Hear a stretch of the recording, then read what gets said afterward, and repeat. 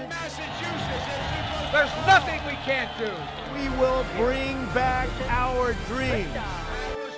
I'm Jesse Hardman reporting for Zing News in California, USA. It's November 10th, 2020. Sing Chao Kaban.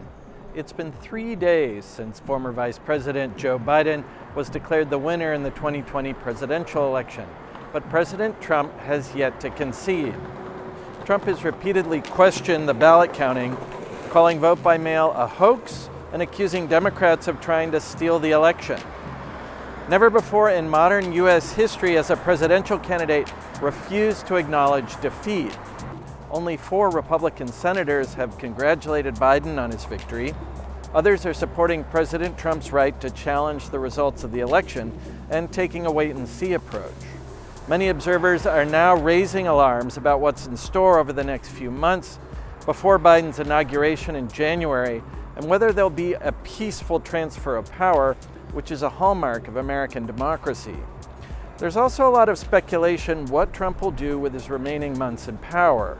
The president wasted no time in getting rid of another top advisor.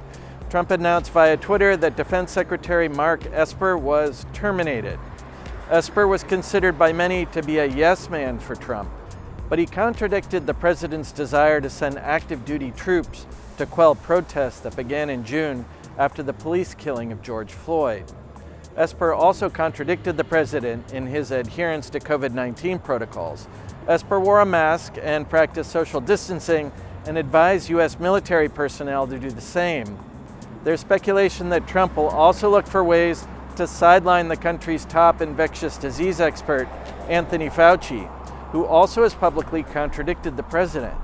The U.S. has now had 10 million coronavirus cases as the virus continues to surge in the country, and the White House continues to be a COVID hotspot. 3 people who attended last week's election night event at the White House tested positive, including Housing Secretary Ben Carson.